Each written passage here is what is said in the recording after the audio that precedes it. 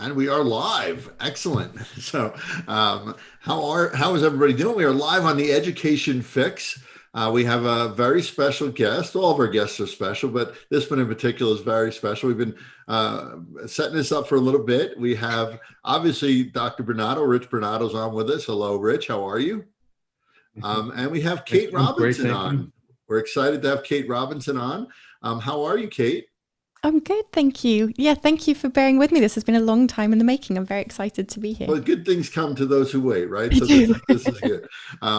So we're excited to have you, Kate. So for our audience, we'd love for you to do just a nice quick intro, and then we'll get into a good conversation Sure. about fixing education, the education fix, and your views on that. I know you have a lot of things that you're doing in that space and have done in that space.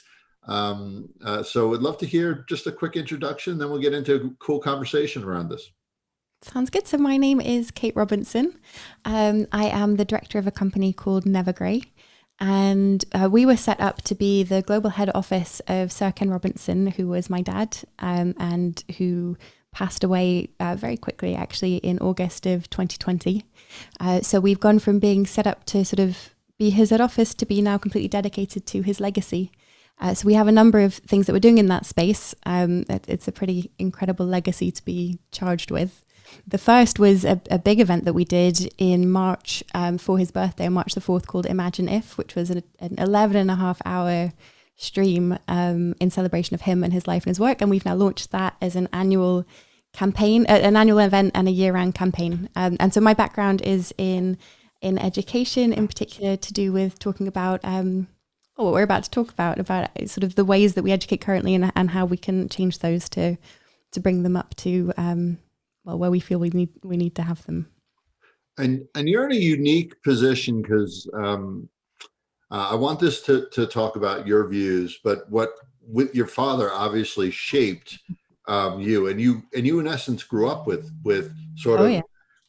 the educational reform was embedded in your fiber. Can you speak to how growing up with it affected you as an adult, and how that, because your vision is, I'm sure, aligned with your father's, but you're your own person too. So I'd love to hear like how growing up with that sort of embedded, because don't forget, Kate, you're I think lucky in that way, because a lot of people had to get to that point in this educational fixed mindset, this mindset of reforming education. You had to grow into that, right? But I think it seemed like you were in a good position because you were born of that, right? In a way, am I wrong? I Yeah. mean, I'd love No, to you're get your not. thoughts on that. Yeah.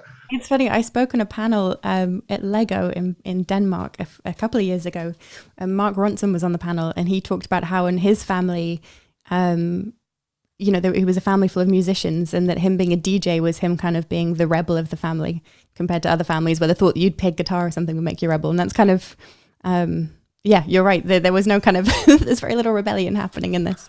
Growing up with it, so my parents worked very close together. My mum was a teacher, my dad was a teacher, and they fell in love because of it. And so I grew up, I could hear them talking about it. I'd wake up, I could hear them in the bathroom while my dad was having a shave, and they were talking about it. They were talking about it over the dinner table and car journeys. So I do wonder how much of it, kind of my passion for it, has come through osmosis as much as anything else. Just hearing them talk, and I do think about how my daughter's going to grow up with the exact same experience. But also the other reason why I definitely care about it from that perspective. But also I'm kind of the textbook kid for why the system doesn't work. So I left school at 16 with my parents' blessing. It's a longer story as to why, but I just, I'm one of those people it didn't work for. I spent most of my life thinking I was stupid or completely incapable of doing much. And it wasn't until I left school that, and was lucky enough and very privileged to have, I think we'd call it unschooling now. We didn't know to call it unschooling at the time in kind of 2007. But I did a series of internships and community college courses and things like that. And that's when I finally came to life. And so the thought that I'd gone from being this kid who kind of failed every class and was totally disengaged with the whole process to now spending my life talking about it and, have friends who teach education who are teachers, and, Mike, who's a superintendent. I was laughing about that to myself, because we're in a pandemic and most things are to myself these days. But so that's why. So partly it's because I grew up in a household full of people talking about it all the time, and I'm very lucky to have, as you said, because I'm one of those people who certainly was squashed in the system and flourished when I came out of it. So how does Kate Robinson come out of that? Like, what is the merging of those two things? And how does that affect your views on education overall and just changing education? Changing it. Do you know, I'm at an odd place with it at the moment because so much of my time is spent thinking about Dad at the moment. Partly because he only passed away 7 months ago, so I'm still very much in the height of grieving. And partly because I promised him that I would continue his work. So at the minute in particular, I'm finishing his last book, which he asked me to do, which is essentially it will be his manifesto. And so my head is, I don't know, I mean, you guys, you've both written books. My head is so far into that kind of rabbit hole you have to go into to make a book come from the scramble in your head.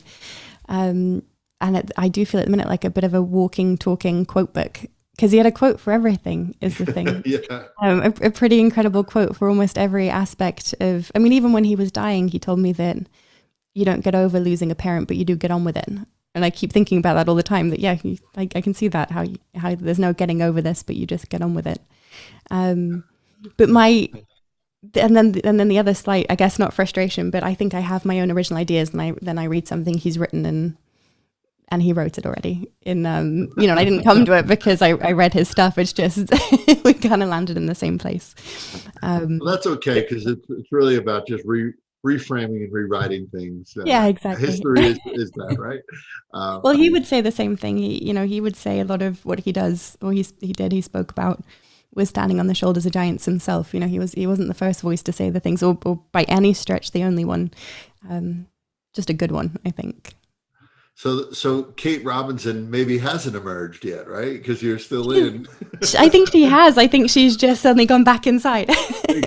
No, so when I used to, I was a part of a team called 100, which was set up by a Finnish organization to celebrate Finland's 100th year as a country, which was in, I want to say 2017. And when I ran the project, I could have told you that in my sleep. A couple of years ago, right? A couple of years ago. Yeah. So the idea of it was to interview 100 people about the future of education, to find 100 examples of innovations that are changing the way we educate. And there was one other 100 as well thing that we were going to do. Case studies, I think it was, of schools. So I was hired to do the 100 interviews. And that's where I think I came into my own with it, from speaking. I mean, what a job. I got paid to travel and to speak to people about the future of education. And that's a lifetime of learning just in that. Oh, it was a crash course. Yeah. Yeah, it was. That's wonderful. And we spoke a little bit offline. Rich, I know the futuring piece is always at the top of your mind, and I think it's in alignment with the project that Kate just referred to. Any thoughts or questions for Kate from you, Rich? 100 questions. But just one thing comes to mind very quickly based on how you described the interview premise that you have in the book. And if you comment to it to the extent that you feel that you can, because it's probably a little bit premature. If you're interviewing 100 people, I'm talking to myself as much as I'm talking to you. If you're interviewing 100 people about the future of education, I don't know if you ever heard of Adam Kahane. He writes about scenario development, and he talks about the difference between adapting to future versus transforming from it or to it. Right. What's your feeling on the folks whom you've interviewed? Are they adapters or transformers, and why? That's a good question. So I should say that the interviewing happened a few years ago, so that was for 100, not for the book. But the before I answer, let me make sure I get it straight. What's your definition of the difference between the two, adapting and transforming? Adaptation, in my mind, means you're going to deal with what is in front of you short term, and accept whatever the probable future is going to be, whether you like it or not. In other words, go along to get along, Yeah. turn the dial a little bit and just be happy with it. And transform is its opposite, where you reject, either you would reject adaptation or you reject the probable future in front of you and choose to start from zero and come up with something no one's thought of yet, in order to transform not only the architecture of what a school system might look like, as Right. much as the dispositions that create the architecture. So again, I'm a parrot at the minute, but I've been writing about this literally today in the manifesto. Dad talked about the difference between, the reform movement and sort of I guess I kind of think of it as band-aids on education, Yeah, versus amen. the revolution that he was calling for, which is mutiny to some extent. It's kind of taking over the system and rebuilding it, and I'm all for mutiny myself. I think teachers. Yeah, I love that. The other people that I spoke to, I think there were a few things. One that I found interesting, the first question we asked was, and this was 2016, but we asked, do you feel the way we're educating children fully prepares them for the needs of the world in which they live? Not a single person said yes. And, we talked to educators, teachers, parents, policymakers. Of 100 people, that is, Kate, of 100 right? people. Yeah, 100 people from all around the world. Like, I was going to list the countries in the world, but you know where they are, the other places in the world.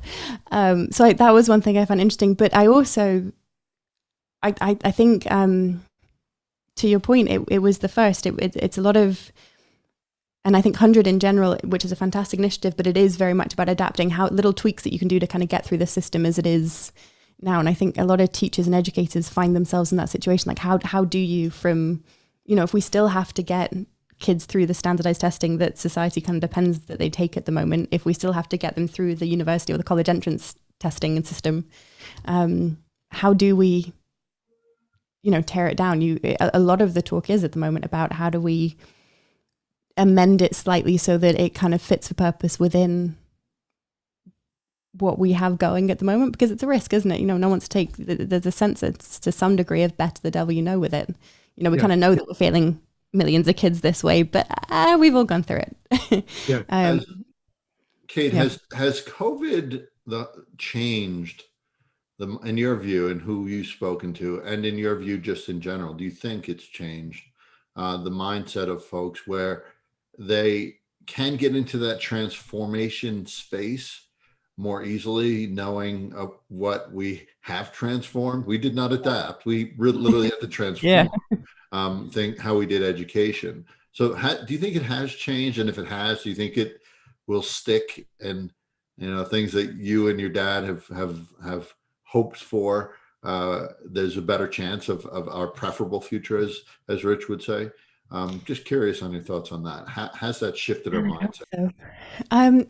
I don't know is the answer to that. We did a podcast at the beginning of the pandemic, right before Dad got sick, with him, called Learning from Home, where he spoke to parents around the world about their experience of crisis schooling, essentially, because it's not homeschooling, is it? It's totally different from homeschooling. And what we found when we did it was the people who felt like they didn't have to follow a school model at home. So the people who didn't sit their kids down, with a whiteboard and try and follow the curriculum to the letter, were the people who just got on better with it, people who kind of amended what they had to do or kind of added their own personal touches, people who actually embraced things like getting their kids to help each other, the cross-age learning aspect of it, or even going outside to do it.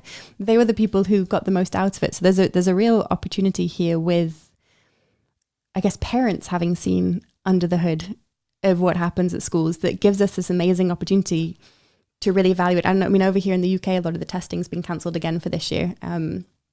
So there's this unique opportunity. But then the other thing to say, I guess, about it is that it was crisis schooling, wasn't it? So it's not like we've had this kind of year off where everyone's been in a retreat to kind of focus on the hobbies. There's been this background app running of kind of fear the whole time, of stress and trying to do everything and be everything for everyone. So it's not been the opportunity. It's not been this idealistic opportunity, obviously, but I do think Ted Dinsmith talks about how rather than this being the lost year, it could be the found year. And we do, whether we've done it yet, we do have this opportunity to change how we go back. And it would be such a catastrophic waste if we just raced back to the way things were and started over prepping to get through, the way to patch up the time that's been missed is to do more of what we were doing before. Excellent words of advice, and I Yeah. hope everybody hears that with Yeah. open arms and ears and eyes and everything else. Because and you, I haven't heard it as the crisis schooling piece too, and that's a really I never interesting heard way that really. of looking at it. I And wish it's not my wording. I wish I could take credit. I can't remember who said it, but it did resonate because it's, you know, people, we talked about homeschooling, and it's not, you know, homeschooling right, is a very dedicated movement of people that's who true. do this Yeah, a certain way. This is, yeah, yeah, educating at and home is different. it is under duress, right? This has Yeah. been under duress and Oh yeah. stress, like you mentioned as well. And I think um, it is an opportunity. It's the old glass half full, glass empty. This could be sort of a rebirth and rejuvenation of how education should be, and keep going with that. Or no, it's education, and this is how it's going to be, and this is how it should stay. And it's a crucial split in the timeline, so to speak, right? Yeah. One of the I mentioned we did this big event for Dad's birthday in March. It was called Imagine If, and the idea of it came, one of Dad's sort of leading principles was that what separates us humans out from the rest of life on Earth is our power of imagination, this ability to bring to mind things that aren't present to our senses. And so, because we can imagine, we can reimagine. And if you look at everything we take for granted, whether it's our systems of democracy, to the way we structure our cities, our buildings, to certainly the way we educate, they're human-made systems. And so we think of education as being this massive sort of been there forever. There's nothing we can do about it. It is the way it is system. But it's important to remember it's a human system.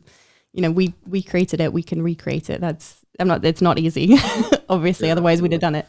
and evidence of that, Kate, is that we did adjust in COVID, right? Yeah. I mean, Yeah.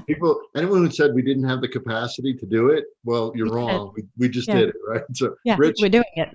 exactly. Rich, you had a comment, and we'll wrap up soon, Kate. But Rich, I guess comment / closing comment. Kate will give you the last word. But Rich, go ahead. I'm thinking of Malcolm Gladwell and the tipping point. Mhm. You know, where he basically said change doesn't happen until somehow a critical mass evolves to affect whatever the change may be. He's talking from a sociologist's point of view, I guess, but certainly not from an education point of view. But to come back to your point, Kate, about a human system, I think Peter Senge also said when you try to change the system fights back. Yeah. And certainly the system, even though we have seen some positive things emerge from this crisis schooling over towards whatever will be a post-pandemic, and hopefully that's true, going to happen pretty soon. It makes me wonder, and I think I know the answer to how you will respond to this, but I'll let you answer it on your own. Where does the tipping point come from? Does it come from underneath, or does it come from leaders who go the underneath? I mean, the ultimate answer is it has to come from both directions, right? But it comes from the ground up, that's for sure. Yeah. You know, Dad would say rock and roll wasn't a government-led initiative. You know, no one sat down and said we're gonna make this rock and roll thing hit. We've got these 4 guys in Liverpool and we think they should start a band. It happens because power is with the people, and then there needs to be, you know, the government, the top has to reflect that. That's for sure. But what we found is you end up spending so much time talking to politicians, and maybe you make headway, and then they switch. They go to another profession. They go to a different department. You know, they retire, and you're left with the new person coming in, and you're back at square one. We've certainly found that over here in the UK. I know Dad found it in the US. But it comes from the groundswell, and also he used to say that if you're in education, if you're a teacher or a policymaker or a superintendent or a parent in any capacity in education, you're the system. You know, to the kids in your classroom, they're not thinking about the wider policymakers, they're thinking about their experience in your classroom. So if you change what you do, you're changing the system. And so enough people do that, then the system breaks. And I think what we have at the moment is the opportunity for a real groundswell. Yes. Yeah. So Kate, I want to thank you. I want to give you more of a last word, although that was a pretty good last word there. I've had the pleasure of meeting you a few times, Kate, and I think the biggest thing that I take away from conversations with you is there are not a lot of folks, and this is kudos to you, that have the foundation that you have through your father, but then you've obviously emerged through all of that, and are still emerging, probably as we all are, through all of that, to be really such an expert and really so well spoken and articulate in this space. You were essentially born with it and have studied it your whole life. And there are not that many people on the planet that can say that about education. So kudos to you, and thank you for coming on. Rich, any final words? And then we'll give Kate the last word. And hopefully, Kate, we could have you on again, even if it's I'd love to. a few months on from now. We'd love to have you on again and continue this awesome conversation. Rich? I'm just so grateful for a chance to have met you and to have heard your points of view. Thank you. Profound, and hope we can help each other make those things happen. Thank you. Yeah, I would love that. I would love that. I'm looking forward to reading your book as well when it comes out, the first one and the accompanying one. Thank you. I appreciate it. Kate, any final thoughts before we And break? yours too, by the way. Thank you. Exactly. Yeah. Yours is, okay. When is Right that come? When will that be? Can you divulge when it's coming? No, out? I can. Well, I can tell you it's due with the publishers in the middle of May. So my hope is it'll be out. So I mentioned Imagine If's an annual event. My hope is it'll be out in time for Imagine If 2022. So March. That is yeah, great. And the crazy deadline. That's the hope. And I guess the last thing I'd say is first of all, thank you for all of your kind words there. And just one thing that I'm acutely aware of when I talk about Dad's legacy is I, had the privileged position to hold his hand and tell him that I'd do it. But I'm acutely aware that first of all, if I didn't, it would carry on anyway. So if I'm going to, I better not mess it up. And secondly, that I'm not alone in doing it, that, he was involved in a movement of millions of people. And so it's on all of us to continue his work. And rather than, I guess, look back at what he achieved, it's about moving it forward so that we can carry on making those changes. So I would love to come back and plot and plan how we can all do that together. Do that. That's good. That'd be Yeah. great. Thank you so much again. No, thank really you, a pleasure having you. It was lovely to speak to you both. Okay, let me just